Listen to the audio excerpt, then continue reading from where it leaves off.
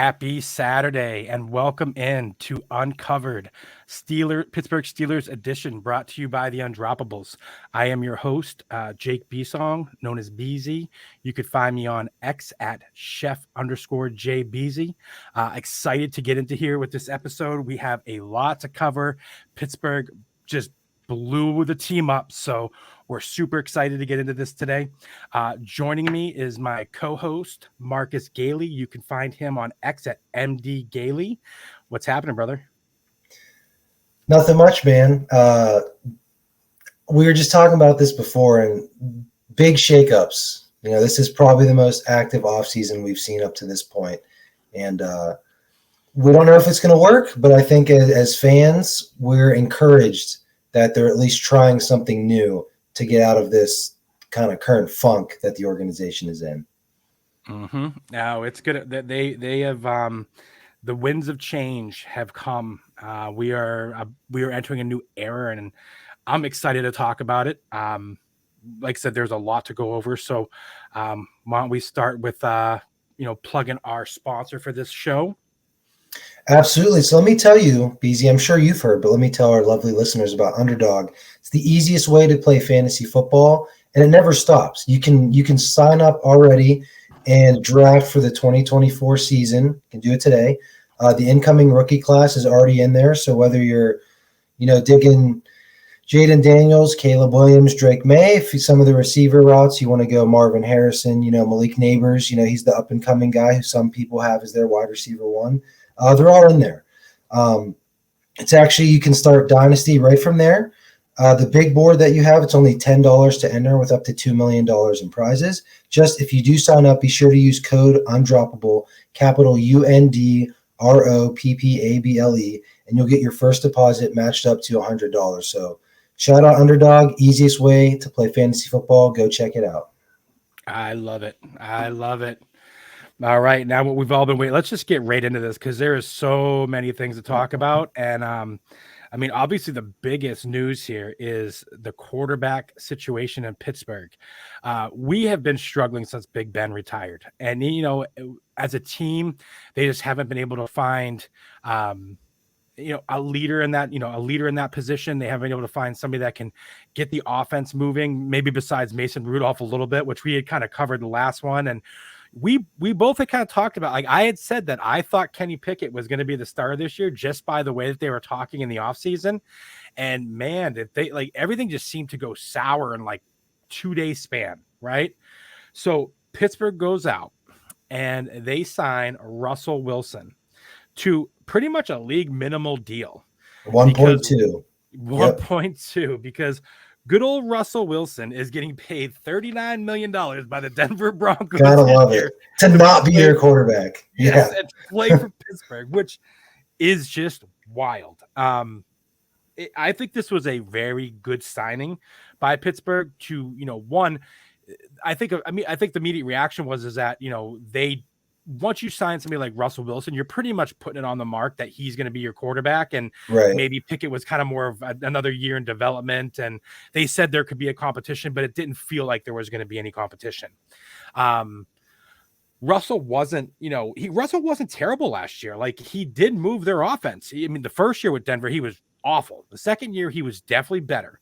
He took some steps up. He improved 66.4% completions, 3,070 yards, 26 touchdowns, 8 interceptions. That's nothing to sneeze at there. No, it's not. And that's a big upgrade from what Pittsburgh had.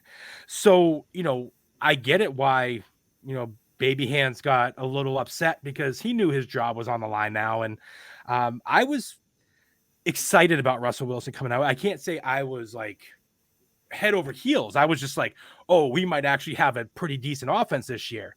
What are your thoughts on it? Yeah, I think the bar has just been set so low for this offense for the last 2 years that, bringing someone like him in for his price, it's super low risk, yet high reward. And I don't want to keep harping on the touchdown passes, but he threw 26 touchdowns in 2023 alone, Russell Wilson, and the entire Steelers quarterback room as a whole in 2022 and in 2023 threw 25 touchdowns. So, like, yes, that's only throwing touchdowns is only one piece of the puzzle. However, you have to score points to win, right? They had one of the lowest scoring offenses each the last 2 years because they can't put the ball in the end zone. And, Russ, he's won a Super Bowl. Is he as good as he was those first few years in Seattle when they had that mini dynasty going? No. But is he certainly an upgrade from what they've had in that room since Big Ben has left? Yes. So for a price of $1.2 million, as a fan, how are you not sitting there like, all right, like we upgraded at the most important position in all of sports? Yeah, and you know what though? He actually fits Arthur Smith's system pretty well because Arthur Smith likes his quarterbacks to be mobile. He likes to kind of get them on the move and stuff like that. This actually falls right into Russell's wheelhouse. Like he is not that mobile quarterback that we used to see in Seattle where he was, running for, 40, 50, 60 yards and a couple of touchdowns. Like those days are probably gone by him, but just the fact that they can get a little bit more creative with their offense and get the quarterback moving now.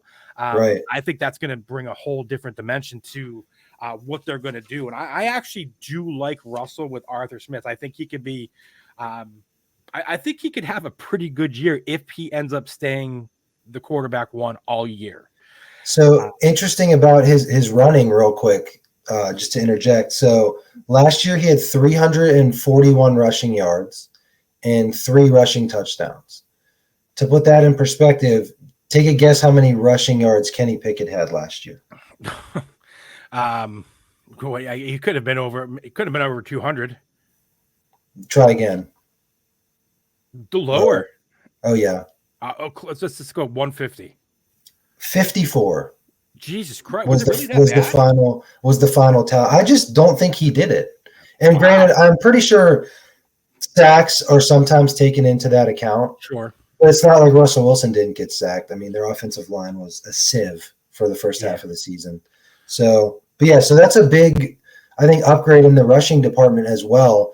It's not so much that you're using it as part of your offense, but it's getting those hidden yards that can keep the chains moving, Well, and then on top of that, here goes Pittsburgh, making this big old trade and fleecing the living hell out of Chicago Bears again, because right now those are our bitches. You know what I mean? Like when we need to make a trade, that's where they're going. So we go out and acquire Justin Fields. We traded him to Chicago for a 2025 6th-round pick, which could be moved up to a 4th-round selection based on his playing time. Now, I love this move just because I'm a big Fields fan. I've always been a Fields fan. Obviously, in terms of mobility, he is years beyond Russell Wilson. Yeah, he is the guy that you want for your mobile quarterback. It'll be interesting to see how this all plays out. I do believe he is going to start as a backup for us unless he does something crazy in camp and just completely beats out Russ and they decide to, part ways with him. But I do think that they're going to use this year for him to see what he is. Can he develop? The biggest question mark with him is his passing. He had a 61.4% completion rate, 2,562 for yards, 16 touchdowns, 9 interceptions. Yards per attempt were 6.92. He had some big games for Chicago, right? He went out there and just did some work, but he hasn't been a winner for them. And I think that's kind of one of the biggest things that kind of people hold against him is just, you did not take the franchise to where we wanted you to take it. Personally, I felt like he was dealt a shitty hand, and I don't think the Bears really did anything to allow him to be successful besides going to grab DJ Moore one year and saying, here, we got your receiver. So I'm interested to see what he does in Pittsburgh. Like Justin Fields needs stability. That's what Pittsburgh is all about. I think they'll have a good opportunity with him to sit him down, see where he's at, figure out what they want to do with him for the long term because they got him for really nothing. And who knows? Maybe we got our future quarterback sitting right on our bench. Justin Fields. Yeah. So I love the move. I mean, again, for that little compensation to get someone who is a 1st-round talent is pretty phenomenal. Now, granted, I'm not going to sit here and act like Justin Fields is Tom Brady, right? He was 10-28 as a starter in Chicago. Like you said, 2,500 passing yards, decent touchdown to interception ratio, 16-9. If you go back to 2022, he did have that 1,100-yard rushing season, which is wildly incredible. I think only a couple quarterbacks have ever eclipsed that mark. but he can play, and he brings a dynamic and an upside to the quarterback room that hasn't been there in even the latter couple years of Ben's career. So now we're talking upwards of 5 years. We hadn't had that type of ceiling player in the quarterback room. And you took the words right out of my mouth when you said stability. Pittsburgh, even though we've complained that they've been underachieving and a little bit mediocre the last 7 or 8 years, but one thing they are is it's a stable winning culture. Mike Tomlin has been there for 17 years. Nothing but rave reviews across the entire NFL from players. Like, everyone wants to play for this man. No one can say an ill word about him. And I think getting Justin Fields now in this building, in this situation, and getting him out of the dumpster fire that Chicago has been the last decade or so, I think it's only going to help him. He's, I think, only still 24 years old. 24, 25 years old. He can come in. He will probably sit behind Russ, which I think is the correct move. Can learn a little bit from a 10-year veteran, guy who's won a Super Bowl, guy who's played on a lot of winning teams in Seattle. And, we'll see what happens. Finances, I know there's that little nuance about his fifth-year option. With Omar Khan at the helm, I'm not super concerned about any of that because he was the Steelers' quote-unquote capologist, if you will, the last several years before he got the promotion.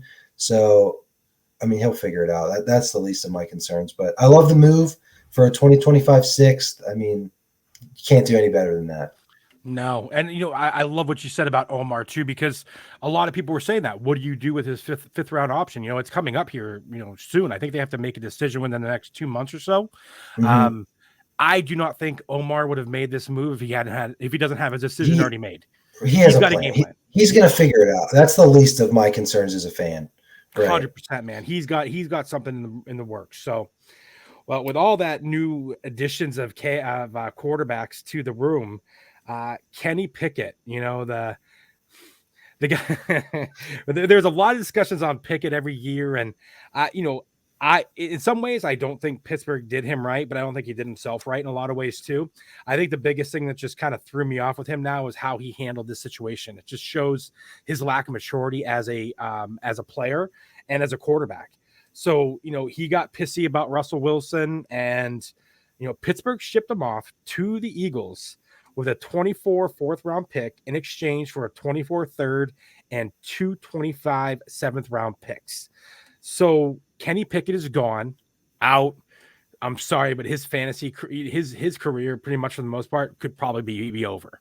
I don't really see him being relevant in Philly at all with Jalen Hurts there, unless he gets injured. And even then, like he's in a career backup play now. He should have shut his mouth and tried to compete with Wilson if he wanted an actual start. And to get an opportunity in the NFL, he needed to stay where he was at, but he totally screwed himself. So adios, Kenny. Yeah, it really 2023 was just a dismal year for him from top to bottom. Starting on the field with his lackluster play, and then even not handling the injury well, kind of making a jerk out of himself during that build up to Seattle when he was healthy, and they chose to play Rudolph. And they had the whole interview like, "Did you learn anything from the sideline?" He was like, "No, absolutely not." Yeah. Then, pairing that off, they started Rudolph in the playoff game when they were both healthy. Then parlay that into the offseason, Diontae Johnson, who we'll get to in a little bit, he opens his mouth. He's like, "I want Rudolph to be the starter next year."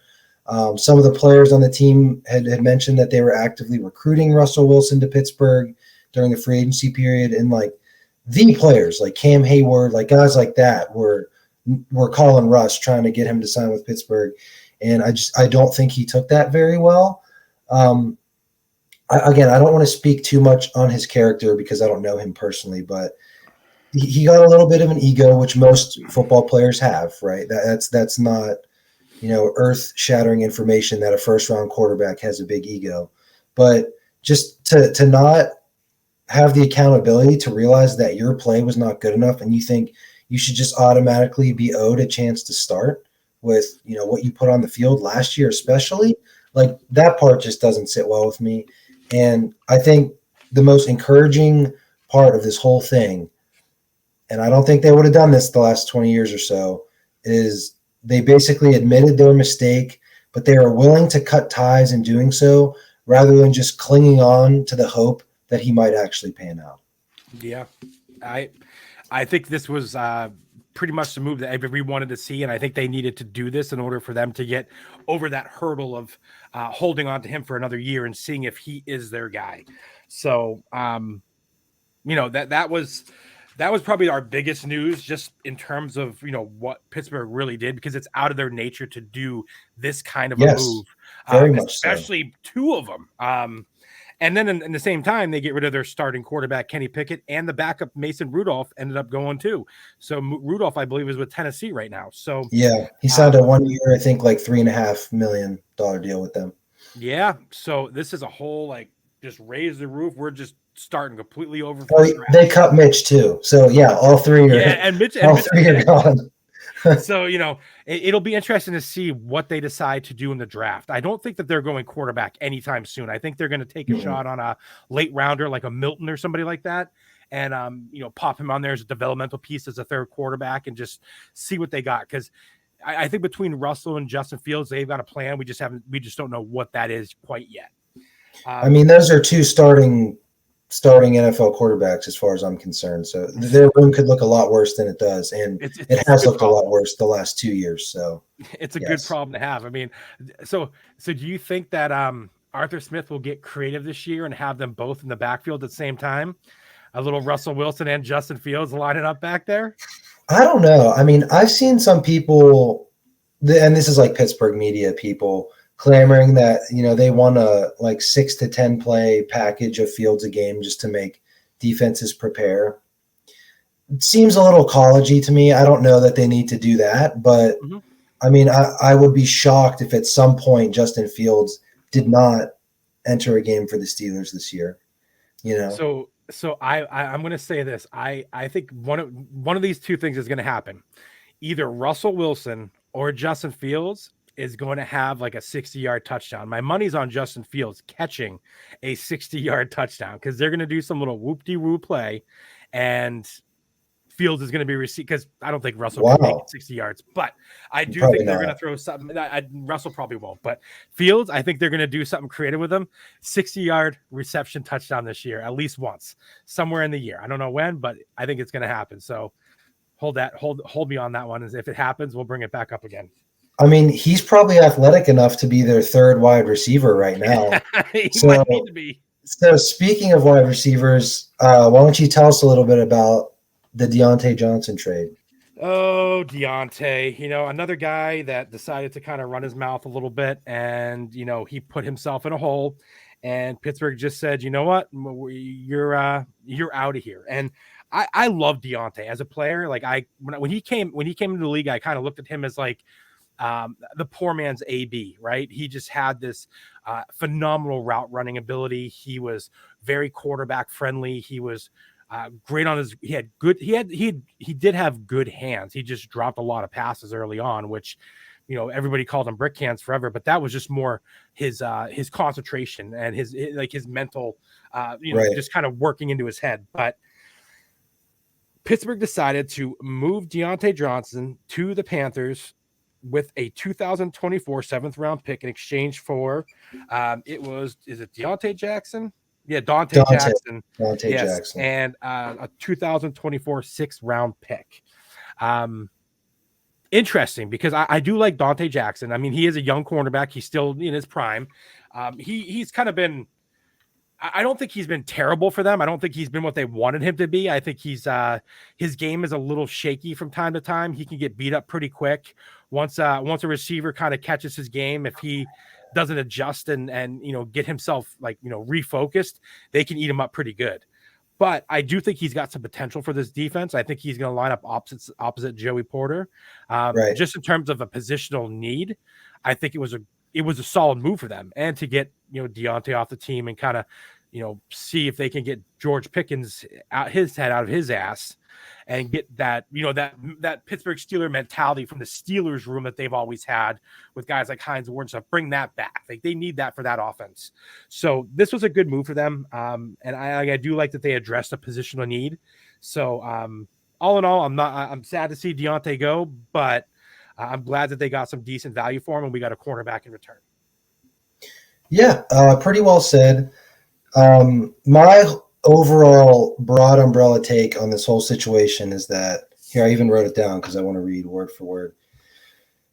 Too much baggage for an above average player at his position. That's just kind of how I felt. He's a good receiver, don't get me wrong, good route runner, made some big plays, but for just what he is, to be saying the things he said in the locker room, to just having questionable effort on plays, like him dropping a touchdown pass, pouting, and then Jalen Warren fumbles right next to him, and he has his head down, and he's walking back to the huddle as there's a live fumble behind him. Us getting smoked by the Cardinals, him catching a touchdown to cut the lead to like 20 with 3 minutes left in the game, and him doing a choreographed like 5-minute long touchdown dance. Like I don't need to see any of that out of a player who's good but not elite. So they were gonna have to pay him again next year, anyways. He's a good player. He's a good separator, and there's definitely a lot of value around wide receivers who can separate. But I think this year he cost him like $6 million in dead cap. But I think it's actually an overall savings if you lead into next year as well, when he was going to be a free agent. And it does leave them thin in the wide receiver room. I do trust our ability to draft wide receivers, though. So I'm looking for them to go that route within the first probably 2 rounds, if I had to guess. But yeah, just too much baggage for a slightly above average player. That's my final stamp on it. Well, let's look real quick at that wide receiver room because, we did sign Van Jefferson to a 1-year deal. Van Jefferson was a favorite of a lot of us fantasy football guys way back when he was drafted by the Rams. We all thought he could be. I mean, and the thing was, he's not a bad player. He's, he could stretch the field.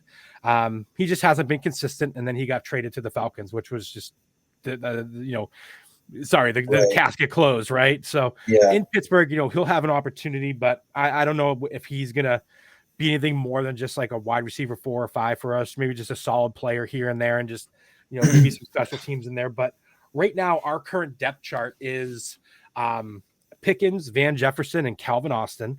I do like Austin. I mean, I do believe he's a burner. The kid's got some wheels. He's got some exciting.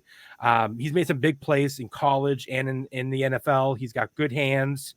Will he be anything? It's hard to say because he's more of a slot guy, which we don't really in an Arthur Smith system isn't really there.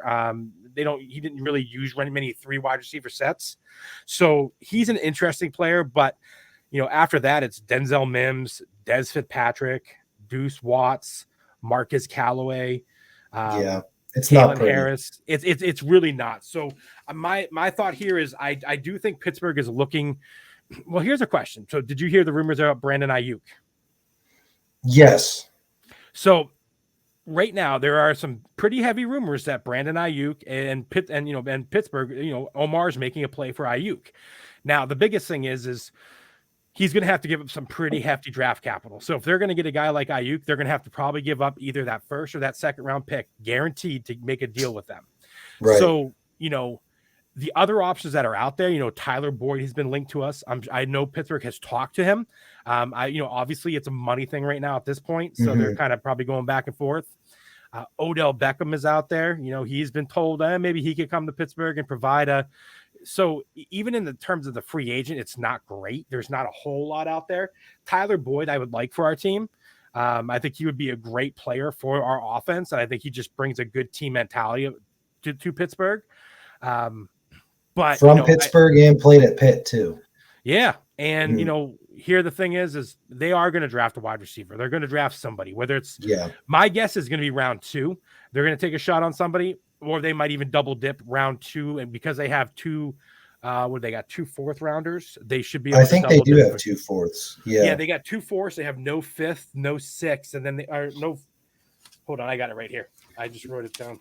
Or wait, they might have 2 3rds now because they got the 3rd for Kenny and they flipped the 4th. So they got picked 20, 51, and then the 3rd round they have 84 and 98. So they could double dip at wide receiver depending on what they want to do. It wouldn't surprise me given how deep of a receiver class it is as well.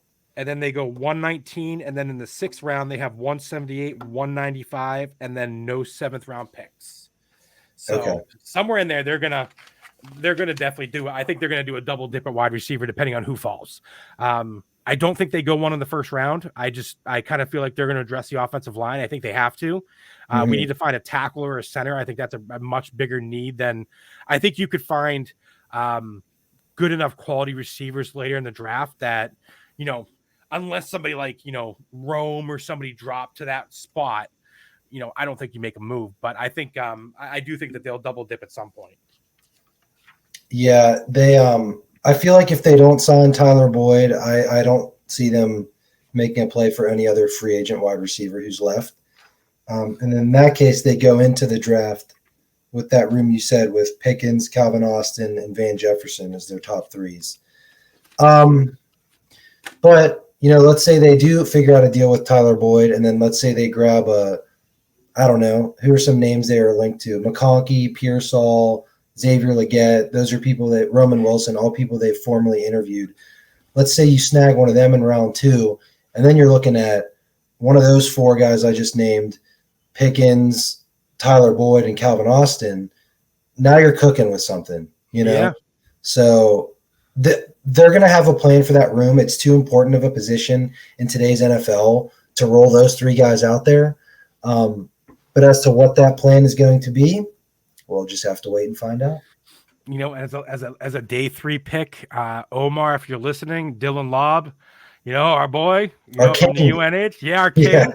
You need a receiver and you need a running. You need another running back there. So this guy kind of fits all your needs. So there's your guy, Dylan Lobb. I would love to see him land as a late round pick for Pittsburgh. So I'd love to see him land on this podcast too. Who knows? I would love to get him on this podcast. So we'll see what we can do, my friend. So offensively, other than that, the running backs, there was no major moves. Offensive line, pretty much the same. Tight ends, Freiermuth and Darnell. There's not a Darnell. Yeah. Well, Darnell is kind of interesting a little bit now with Russell Wilson and Justin Fields. Like Darnell just kind of, he's starting with the lack of receivers there. He's starting to kind of look like somebody that could, especially in an Arthur Smith offense, like, you get him out there, get his big ass running down the field. Yeah. I mean, see what happens. He was a giant, as a red zone target, man. Like I could see him having a little bit of a better year or a big upgrade from what he did the past year. So that basically covers the offense side of it. So why don't we get into the defensive side of the ball? I don't think there's really anything else out there. Am I missing anybody?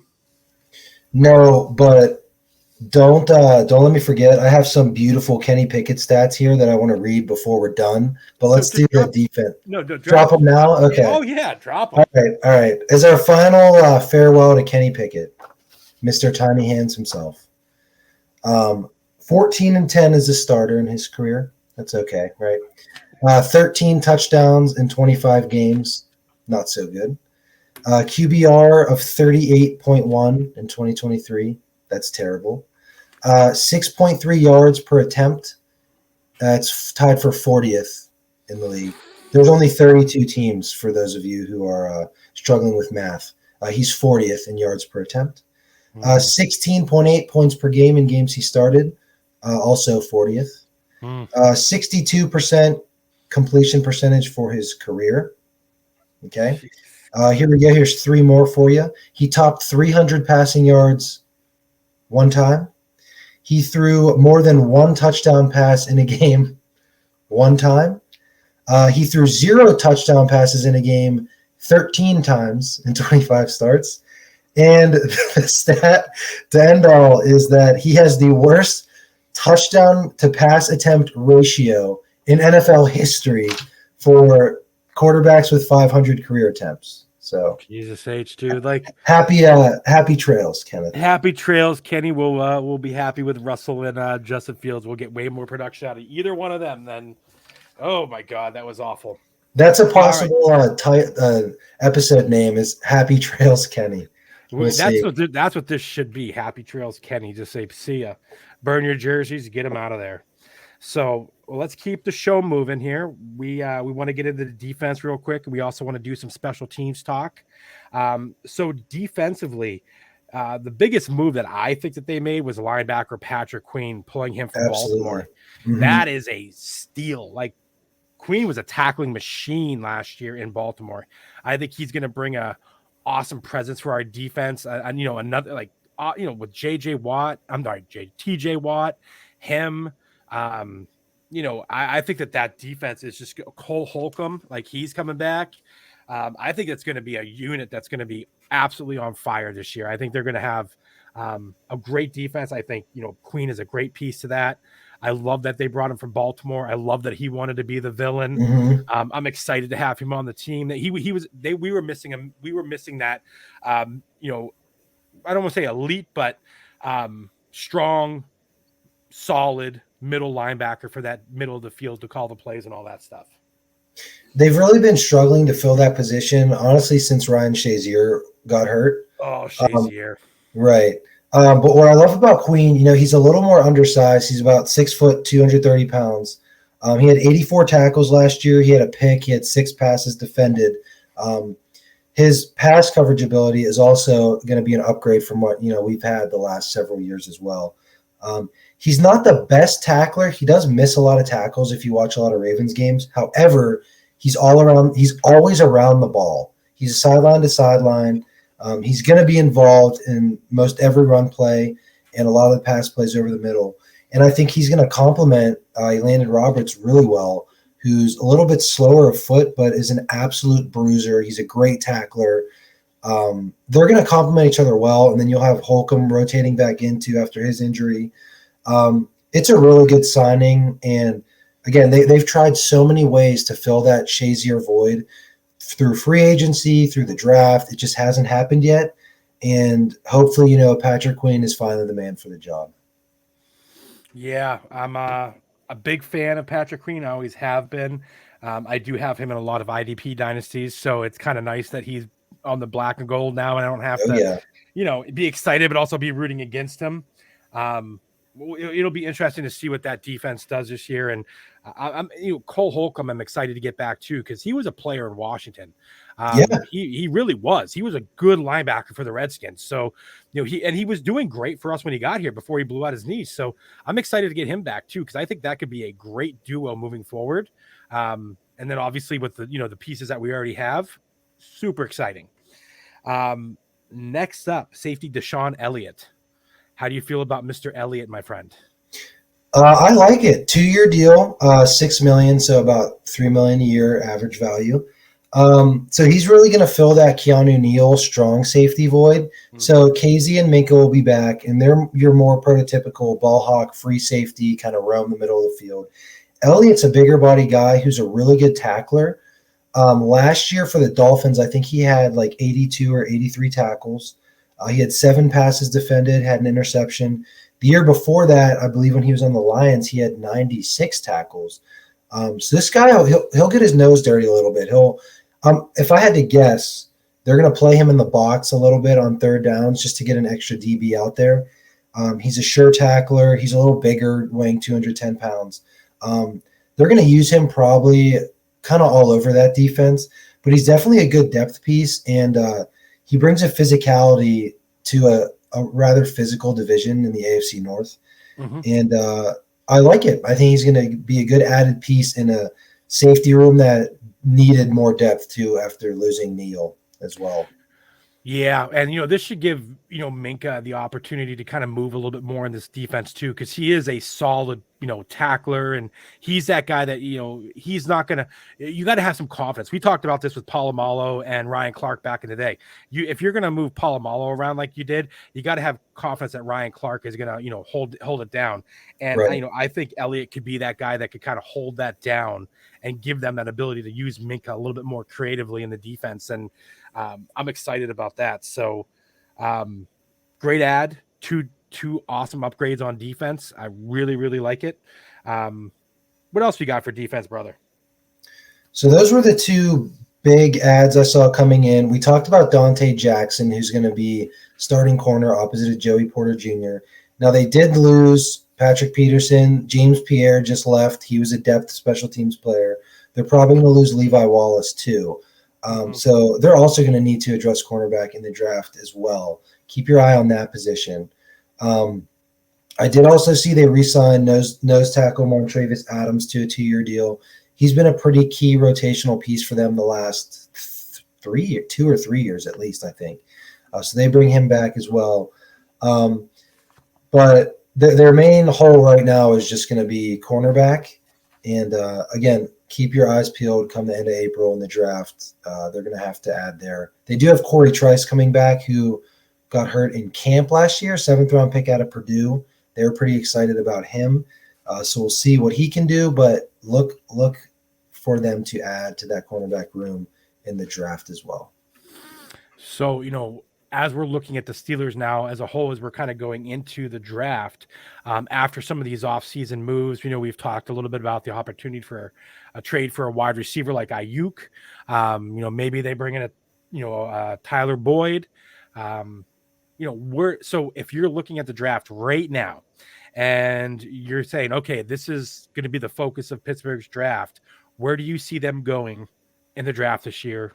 And you could go, it doesn't have to be like every pick, but just a broad rundown. So what I think they're going to do, or what I would do? Which you would do. What I would do. Okay. At 20, I'm taking Jackson Powers Johnson, the center out of Oregon. By all accounts, that dude is going to be an NFL stud. And I mean, we saw how having a below average center, what it does to the run game, especially. Like, I don't know how many times on the goal line last year, it's first down, they try to run it up the middle, and Mason Cole's getting thrown 4 yards, and it just blows the play up. Yep. Like, you need, that's the quickest way to the quarterback, is right through the heart, And so they need to address that position. They don't have a starting center right now. So I'm not playing around with that. If 20's high as a center, cool, I don't care. Like, they need it, especially for the offensive scheme they're going to run. So I would take him at 20, and at 51 or 52, I forget which pick it is. That's where I'm taking my dart throw at a receiver. They got George Pickens at similar value there a couple years ago. And, we know the player he's been. And there's going to be some guys there, I think, at that pick. So I'm going those first 2 picks, I'm looking there. And then with those couple of 3rd-round picks, that's where you can add a tackle. I think there's some decent tackles if you want to grab a depth piece there. I do think the organization is pretty higher on Dan Moore than most of the fans are. So I think they're probably comfortable rolling him out there again next year with Broderick. But again, there's a lot of mocks that have them going tackle in the 1st round. Yep. So I don't know. Center or tackle, though, is the way. I would not pick a receiver in the 1st round this year. I would go either center. I want them to take a center, or I could live with a tackle too, but I just think that they're comfortable with Dan Moore at this point. Yeah, no, I honestly, dude, your breakdown on that was exactly what I was going to say. The center position needs to be addressed, and it needs to be addressed early. Wide receiver, at some point we got to look at defensive line too, because Cameron Hayward's getting up there. He's right. This year, with some of these moves that Pittsburgh made this offseason, it seems like they're trying to put themselves in a window to make a run. They want to, with the talent that they still have and some of these vets that they still have that are starting to get older, they want to have one more shot at, going for the glory. So I do think they're going to be pretty aggressive. Any thoughts on the trade up for Pittsburgh moving forward? Because they do got some pretty nice pieces to play around with. Yeah, I mean, the only thing I could see potentially is there's been rumors that they really like Rome Odunze, and if he falls below that pick 10 or 11 mark, then I would say that that's in play. Yeah. Now, you could sell me on picking one of those 1st-round receivers at 20 if you can convince me that the West Virginia Zach Frazier, the center out of there, is going to be there at pick 52. Then right. I'm like, okay, sure.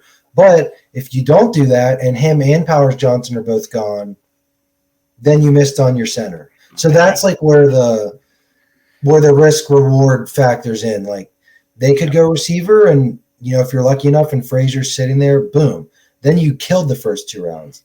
Yep. But if you do go receiver and both of those centers are gone, you don't have a center still. Mm-hmm. It's like, what the hell? But I don't know. I'm interested to see what they do. No, it's going to be fun. So, we're kind of getting to the end here. So I know you wanted to run down some special teams really quick. So why don't you hit that up and drop what you got? Sure. So big re-signing, Miles Killebrew, Pro Bowler and All-Pro last year. 2 blocked punts for them, which came up huge. One in the Ravens game and one in the Colts game, which they ended up losing. But again, it put them in a position to go up 13-0. So he comes back, nice piece there. And then they cut Presley Harvin, who's been one of the worst punters in the league since he's came in. I know he struggled with, some family issues as well. So all the best to him. But, his punting was just not cutting it. And especially with how bad their offense has been, field position plays such an important factor in basically all of their games. And here's just some quick percentages that I'll leave us with. So new punter Cameron Johnson signed to a 3-year, $13 million deal. And here's comparing him and Harvin. And I picked 3 of the most key punting statistics that I was looking at. So net yards, average yards, Johnson's at 47.7, Harvin's at 43.8. This is just 2023 stats. So about 4 yards further on every punt. Percentage inside the 20. Cameron Johnson at 45%, Presley Harvin at 38.5%. So big upgrade there. And the last piece here, touchback percentage, 4.5% from Cameron Johnson, 7.7% from Presley Harvin. So not only is Johnson significantly better at keeping it inside the 20, he also does not kick it into the end zone nearly as often at a 3% less rate a clip, which is a lot. Like all the punters are separated by about 5%. So that's a pretty big difference there. And I think it's really gonna help them because that's been a hole in their game for a while. So welcome to the team, Cameron Johnson, Bill Burr lookalike. Yeah. No, love it, man. Special teams has obviously been an issue for us in the past and in more ways than one. Again, another great upgrade, and it seems like they're really trying hard to put some pieces in place to upgrade those positions and to overall just it does feel to me like they're just really trying to build this juggernaut right now to make a push as much as they can. So it'll be exciting to see what else kind of comes out here in the next few weeks. Then we got the draft, so we'll figure out whether we're going to get together before draft or after draft or how we want to do that. But there should be a lot more information coming out, and it should be very exciting. Let's see what Omar does over the next few weeks. I feel like con artist, baby. I do, the con artist, dude. I love that right there. I got to get one of those shirts. Have they got them yet down in Pittsburgh? I haven't been to the Strip, but there's definitely some down there. I got to go check it out. Yeah, dude, I'm gonna tell you right now. If you see a 4X or something like that, pick it up and I'll send you. I'll snag it for you. Absolutely, we'll make it happen. Brother. Yeah. Well, this has been an awesome episode. I was excited to get in here and talk about all this stuff. So thanks for joining me today, brother. As always, we'll be back here in the next couple of weeks to cover the draft, and we out here in Steelers Uncovered. Till next time, baby. Peace.